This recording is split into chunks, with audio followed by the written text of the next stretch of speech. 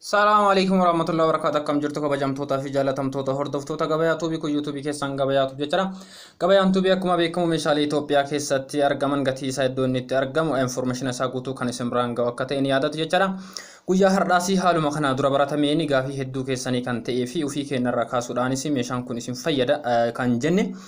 Gatii meeshaa tokko qabadhee isiniif dhiyaadhee jira. Hanga xumura qophii keenyaatti wajjin turaan affeerra kenna. Warroonni yeroo jalqabaatiif gara YouTube chaanaalii keenyaa dhuftan subscribe gochuudhaan maatii keenya ta'a YouTube chaanaalii keenya. Nuuf guddisaa irraa fayyadamaa wantoota sirraa argattan hiriyoota keessan biraan ga'u share godhaa like godhaatiin nu jajjabeessaa isiniin jenna. Kanaaf gara gabayaa tuubii yoo dhuftan wantoota kamiyyuu argachuu ni dandeettani. Meeshaalee gatii isaa beekuun isin rakkisee bitachuudhaaf hawwii qabaattan kamiyyuu guyyaa har'aas isin biraan ga'a. Kana duras kan hojjenne dhuftanii yoo ilaaltan meeshaalee hedduu argachuu dandeettani.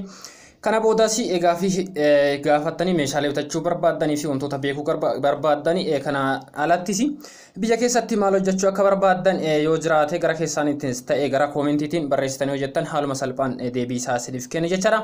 Kanaaf gara YouTube chaanaalii keenyaa koottaatii daawwadhaa irraa fayyadama hiriyoota keessan biraan ga'uudhaafis share godha. Kanaaf ammaaf hanga xumura qophii keenyaatti wajjin turaa isiniin jedha. Guyyaa har'aa akkuma dura isiniif kaasuu yaaletti Itoophiyaa keessatti meeshaalee ijaarsa manaa gatii isaa maal fakkaata kan jedhu jalqaba isaa irraa kaasee hanga xumuraa meeshaalee ijaarsa manaatiif oolan hedduu isaanii isin biraan gaha jechuudha. Kanaaf isin hordoffii keessan nu faana taasisaa isiniin jedha. Jalqaba irratti yoo kaafne qorqoorroo irraa kaasee hamma mismaaraa gadi bu'uudhaan jechuudha.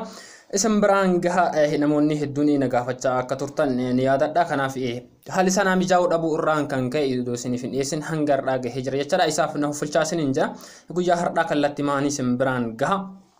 Jalqaba irratti akkuma isiniin jedhe qorqoorroon sadarkaa tokko hanga sadii qaba jechuudha. Cimina isaa irratti hundaa'uudhaan tokkoffaa tokkorraa kaasee hanga sadii gatii isaa isin biraan gaha. Isin filannoo keessan irratti hundaa'uudhaan akka humna keessaniitii fi qorqoorroon naannootti garaagarummaa qaba jechuudha. Murteessaan magaalaa isin mana irratti ijaarrattanii naannoo ho'i hin baay'anne yoo ta'e sadarkaa sadaffaas yoo fayyadamtan rakkoo hin qabu jechuudha. Kanaaf tokkoffaarraa kaasee hanga sadaffaatti gatii isaa isin biraan gaha. Kanaaf tokkoffaarratti qorqoorroon tokkoffaadha jedhameetiin beekamu kan cimina hedduu qabu jechuudha. Biyya keenya keessatti gatiin isaa qarshii 220 yoo qopheessitan bitattanii itti fayyadamuu dandeettan jechuudha. Kanaaf kunniin meeshaaleen kun naannootti garaagarummaa hedduu kan hin qabne jechuudha. Maaliif meeshaalee warshaan hojjetu waan ta'eef garaagarummaa hin qabu.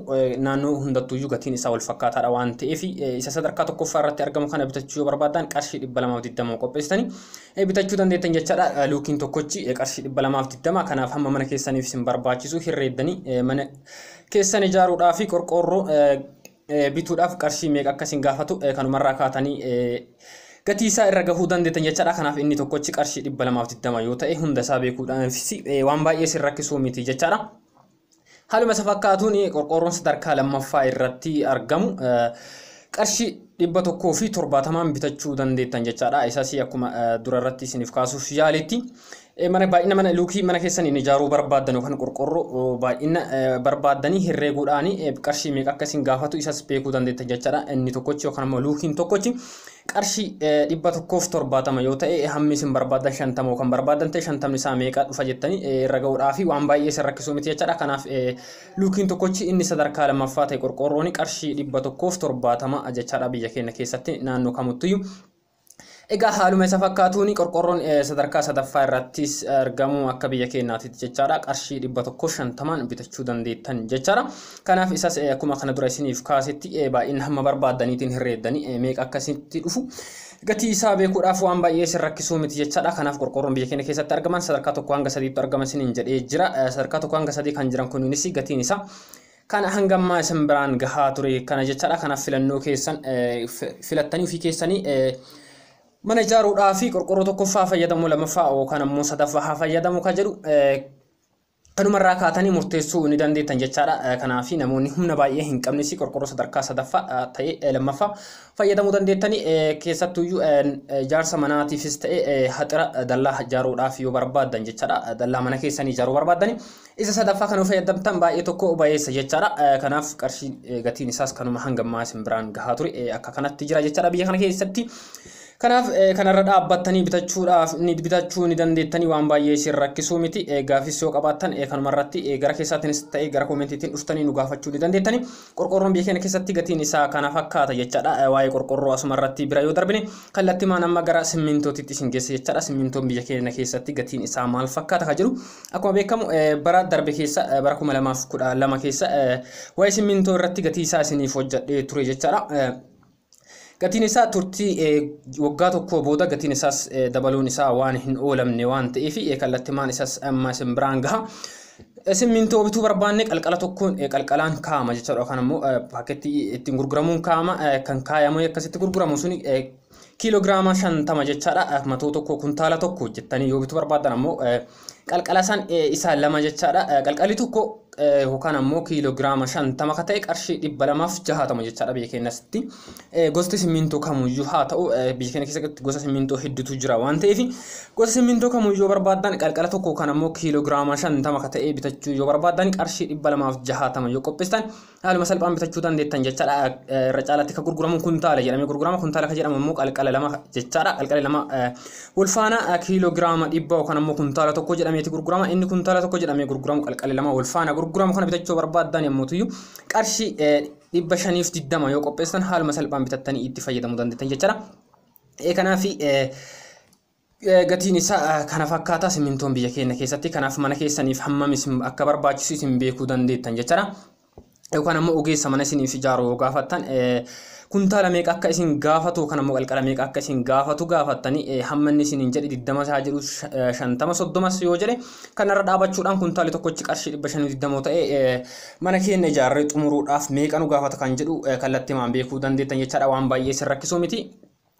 Kanaaf gatiin simmintoos kana fakkaata biyya keenya keessatti waan gaafii isinitti ta'e isarrattis gara keessaattiinis ta'e gara koomentiitiin yookaan ammoo gara lakkoofsa kennaa isiniif kennineetiin bilbiltanii yoo nu gaafattanii fi manni keessan bal'inni isaa yookaan ammoo mana luukii meeqa akka ta'e yoo nutti himtani waa'ee mana keessanii qarshii meeqa akka isin gaafatuu fi akkasumas qorqorroos ta'e simmintoo mismaaraa fi wanta kamuyyuu meeqa akka isin gaafatu wajjin mari'achuu dandeenya jechaadha. Kanaaf gatiin simmintoo kana fakkaata isarratti gaafii yoo qabaattan gaafachuu dandeettan gara keessaatiin fi gara koomentiitiin akkuma dura isiniin jedhe jechaadha. Waa'ee gatii simmintoos asumatti bira yoo kunne kallattimaan amma gara bolokkeettii isin geessa jechaadha. Biyya keenya keessatti bolokkeettiin gatiin isaa maal fakkaata waan jiru. Innis naannootti garaagarummaa hedduu waan hin qabne jechaadha. Tariitii qorqorroo fi simmintoo caalaa naannoo tokko tokkotti garaagarummaa qabaachuu ni danda'a. Maaliif naannoo tokko tokkotti naannoo ashawaan itti oomishamu kan ammoo ashawaan itti argamutu jira naannoo sanii fi naannoo ashawaan baay'inaan ittiin argamne yoo ta'e achirraa fe'amee iddoo san geeffamuuf garaagarummaa gatii irratti dhiibbaa uumuu danda'a waan ta'eef isas kallattimaan giddugala Oromiyaa irratti baay'inaan naannoo hundatti wal fakkaata waan ta'eef isas kallattimaan gatii isaa tokko tokko isin biraan gaha jechaadha. Inni yaadatan yoo ta'e bara darbe keessatti bolokkeettii sadarkaan 3 akka jiru kan ammoo bolokkeettiin sadarkaa 3 akka hojjetamu isinitti himee ture jechaadha. Kanaaf bolokkeettii abbaa 20 abbaa 15 fi abbaa 10 jedhameetiin akka gurguramu ni beektu jechaadha. Kanaaf kallattimaan isaas abbaan 20 meeqaan akka jiru abbaan 15 meeqaan akka jiru fi abbaan 10 meeqaan akka jiru kallattimaan isin biraan gaha jechaadha. Egaa jalqaba irratti abbaa 20 jechuun abbaan 20 kun baay'inaan ijaarsa mana irratti girgiddaawwan gara duuba kilaasii kutaa gara keessaa osoo hin taane gara duubaatti itti fayyadamu jechaadha. Namoonni hedduun mana yoo jiraatan baay'inaan bolokkeettii abbaa 20 kana akka isin gaafatu beekamaadha jechaadha. Inni bolokkeettiin abbaa 20 ta'e kun qarshiin isaa qarshii 10 bitama jechaadha. Inni tokkochi yookaan bolokkeettiin tokkochi qarshii 10 bitama. Isin ammoo baay'ina mana keessaniitii fi haala ta'a ogeessi mana isin ijaaru isiniin jedheeni hammam akka isin gaafatu erga isinitti himame booda tokkochi isaa qarshii 10 waan ta'eef 500 hanga 500 yoo isin gaafata ta'e tokkochi isaa kana yoo ta'e hunda isaa bituudhaaf qarshii meeqa nu gaafata kan jedhu kallattimaan haala salphaa ta'een irra gahuu dandeettan jechaadha. Kanaaf abbaan 20 inni tokkochi yookaan bolokkeettiin tokkochi qarshii 10 dhiifama qarshii 10 gurgurama jechaadha. Inni tokkochi bolokkeettiin tokkochi abbaa 20 kan ta'e haaluma isa fakkaatuun abbaan 15 jira. Abbaan 15 kun irra caalaatti kutaa gara keessaatitti mana keenya keessatti kutaa ijaaruu barbaanne kan itti fayyadamu jechaadha. Isa abbaa 15 kana yoo barbaadan qarshii 9 jechaadha. Inni tokkochini haaluma isa fakkaatuun abbaan 10 jira. Abbaan 10 kanas yoo barbaadan qarshii 7 jechaadha. Abbaan 10 kun baay'inaan iddoowwan kutaa keessatti gara jalaa kan ammoo qorqorroo jalatti aananii iddoowwan aarri mana keessaa ittiin ba'uu fi akkasumas qilleensi haboo barbaanni iddoo foddaan ittiin ba'uu fi iddoowwan kana fakkaatanitti kan itti fayyadamnu waan ta'eef baay'inaan itti fayyadamuu barbaannu itti fayyadamuu baannu mana keenya keessatti hamma tokko itti fayyadamuu dandeenya jechaadha ijaarsa mana keenya keessatti kanaaf abbaan 10 kana qarshii 7 jira jechaadha biyya keenya keessatti. Egaa blokkeettiinis gatiin isaa kana fakkaata kan hangamma isin biraan gahaa ture.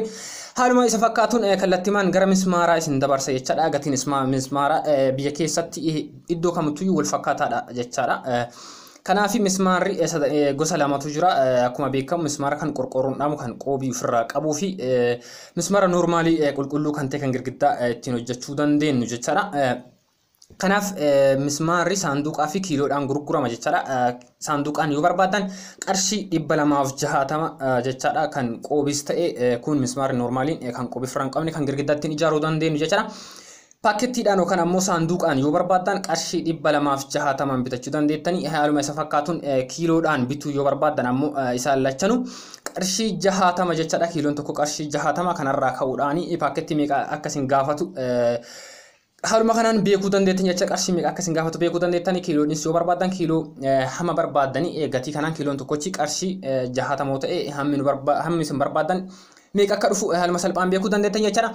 Egaa kabajamtootaa fi jaalatamtoota hordoftoota keenyaa odeeffannoon guyyaa har'aa qabadhee isiniif dhiyaadhe kanuma hangammaa hordofaa tartanii gaaffii yoo qabaattan karaa keessaatiinis ta'e gara koomentiitiin gaafachuu dandeettan akkuma dura isiniin jedhe. Kanaaf irra deebuudhaan warri gara yeroo jalqabaatiif gara YouTube chaanaalii keenyaa dhuftan subscribe gochuu hin dagatina gara gabayaa tuubii kootaatti viidiyoolee kennin daawwadhaatiin meeshaalee hedduu gatii isaa fi iddoo inni itti argamu beekuu dandeettanii keessattuyyuu meeshaalee diizaayinaa qaban diizaayina isaa haaluma salphaan argachuu dandeettan jechaadha. Kanaaf meeshaaleen biraas kan barbaadda yoo jiraate gara keessaattiinis nuuf barreessa koomentii jalattis meeshaa kan ni barbaadna gatiin isaa meeqa kan jedhu nu gaafadha haaluma salphaan deebii isaa saniif kenna jechaadha. Kanaaf odeeffannoo guyyaa har'aa qabadhee isiniif dhiyaadhe kanuma hangamma hordofaa turtanii hanga viidiyoo biraatiin walitti deebinutti nagaan nuuf tura nageenyi keenya bakkuma